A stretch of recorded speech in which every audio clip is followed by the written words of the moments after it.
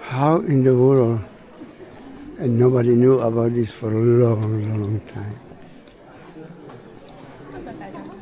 See these rocks? And how that was built by years.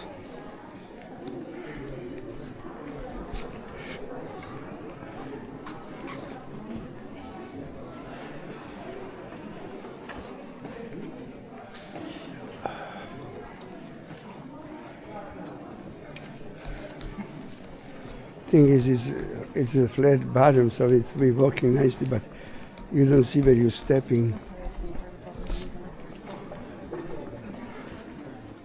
Look, that's like a church. Right here, like a church.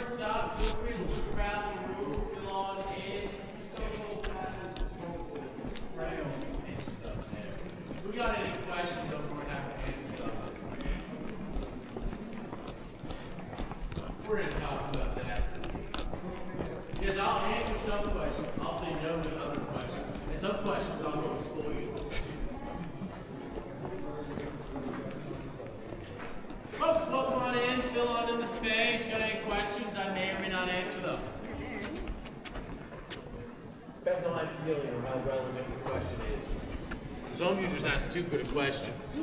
That's not my fault. How old they think it is? How old they think How many years was built that?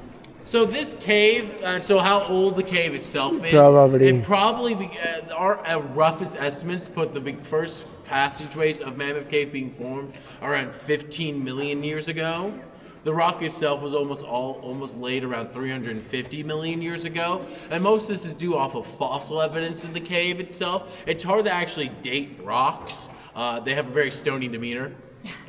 But the fossil record, we can usually look about when these critters were alive and dwelling, and that gives us a pretty good estimate of when things occurred. Hope that answered your question. Yes, you did. All right. What you got for me, bud? Do you call this Mammoth Cave because mammoths? Thank you, Ranger. I'll let you in a little secret here, buddy. No mammoth ever lived in Mammoth Cave. Now, what a great segue you give me, though. Because, folks, I want to welcome you all to Mammoth Cave, the world's longest cave network. At 426 miles and counting, we're the world's longest cave. And that's a pretty impressive number. But you know what another really impressive number today is, friends? That people have been in this cave for over 5,000 years. Now, if we think back 5,000 years ago, what do you think people were using this cave for? Just say it. You're all wrong. No one's ever willingly lived inside Mammoth Cave. There's no back. There's no place for them to safely put their back against and fight off forward intruders. Meaning those people who you all thinking lived in here definitely didn't. The first people that we know of entering Mammoth Cave will be the late Archaic, early woodland period of people. These are some people that are loosely related to modern-day Native Americans. Now, they came into this cave with buckskin pouches, plant fiber moccasins, wooden bowls, mussel shells, and a bundle of sticks known as cane reed that acted as a torch when lit on fire could burn for about 45 minutes. And they came into this cave for one very particular reason, or that we believe, and that would be to mine gypsum off the walls. Gypsum's a naturally sparkly mineral that forms here in Mammoth Cave. And these walls used to be covered in it. Look at them now. You can't see it, because they took over about 20 miles of this cave's worth of gypsum. And that's a pretty impressive feat when you think of an early indigenous civilization. They explored so much of this cave mining that gypsum. We have a couple of theories what they used it for. One was agriculture based off of large sunflower seed heads we found here in the cave. Another is, hello, use my brain please. I talked for a little bit. Another is that they were using it for trade based off seashells we found in this cave. Quick question, ladies and gentlemen, how close are we to the nearest ocean? We're far away from the nearest ocean. So the seashells had to get here somehow. And they most likely were used being trade because gypsum's a natural salt. And it's very shiny. Who doesn't love a shiny salt? And the last and most commonly accepted theory is that they were using this gypsum and eating it. Like I just said, it's a natural salt. And gypsum today is used in a bevy of different things. Drywall, old school plaster casts, Hostess snack cakes. We once wrote to the hostess company to be like, why is there gypsum in your products? And they said it made the batter more fluffy and light. It's what we think is the Twinkie's 3,000-year shelf life. But all these reasons and more, we don't know exactly what they used the gypsum for, but we know that they took it out of here and used it.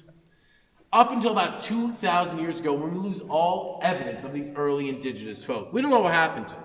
We have no oral tradition, no connection to modern-day tribes, nothing. We don't know where they went. And so Mammoth Cave remained quiet till about the late 1790s, when post-Revolutionary War in North America, the Continental Congress does not have enough money to give its soldiers, so they start giving them swaths of land at the western frontier, aka Kentucky. And eventually someone's given Mammoth Cave. And the story of our rediscovery kind of goes something like this. A young boy by the name of John Houchin is one day approached by his father. And he says, John, prove to me you're a man. Go out there and hunt supper. And so John, this boy no older than 12, is handed the Kentucky long rifle, a rifle twice his height. And he goes out there and hunts for dinner.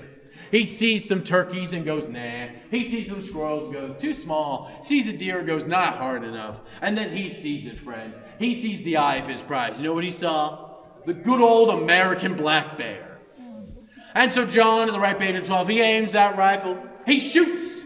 As the smoke quite literally clears, we realize two things about the young John Houchin. One, John Houchin is not a native son of Kentucky because he did not kill that bear in one shot. And two, he's only wounded the animal, which is turned tail and retreated what to be later be called Mammoth Cave.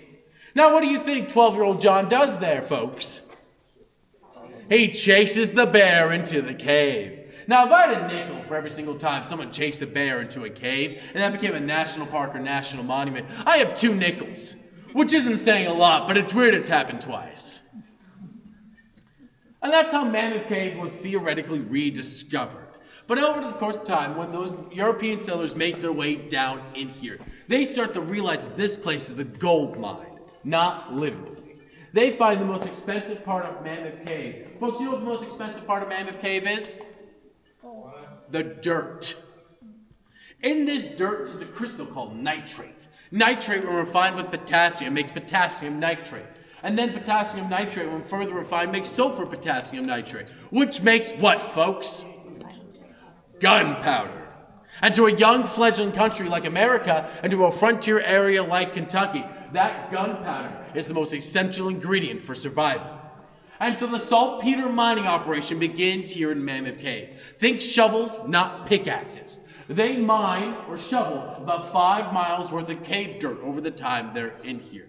And so these wooden structures we've been seeing going into the cave today, some that we've passed and some that we'll see on the way through here, are over 200 years old. And we'll see those large square bins where they poured water out of those hollowed out tulip popular logs. Clean the dirt, percolating like your coffee. Got a nitrate slurry, pump that slurry back up another pipe, baked it in a large cauldron and add potassium-rich things like turnip juice and ox blood, and made saltpeter. Slapped the label on that, sent it up to Delaware to a young French chemist by the name of DuPont, and then that became gunpowder. Now, this was a small mom-and-pop organization until about 1808, when it quite literally exploded overnight. Not literally, though. And so the Embargo Act signed by President Thomas Jefferson means there was no goods going into North America and no goods going out of North America, meaning that America, for the first time in her young life, has to fend for herself economically and trade-wise. So the saltpeter mining operation explodes and grows and goes from a small mom and pop to a factory-level organization overnight, and it continues churning out more and more saltpeter up until about the year 1811. When America finally gets fed up with British sailing ships stealing our sailors off of our boats. And you know what we do in good old American fashion? We go to war! Revolutionary War Part 2, Electric Boogaloo, here we go! And so America's going to war in the year 1812. Anyone know that war's name? Man, some of you are some real good historians. Yeah, so the War of 1812 begins. And they say for 1 out of every 4 shots shot in the War of 1812, that saltpeter comes from Mammoth Cave. That's how instrumental we were in that war efforts. But over the course of times, the war goes on and on. More young sons of Kentucky go off to fight the war, leaving no one here to work the cave. So the owners of this cave lease about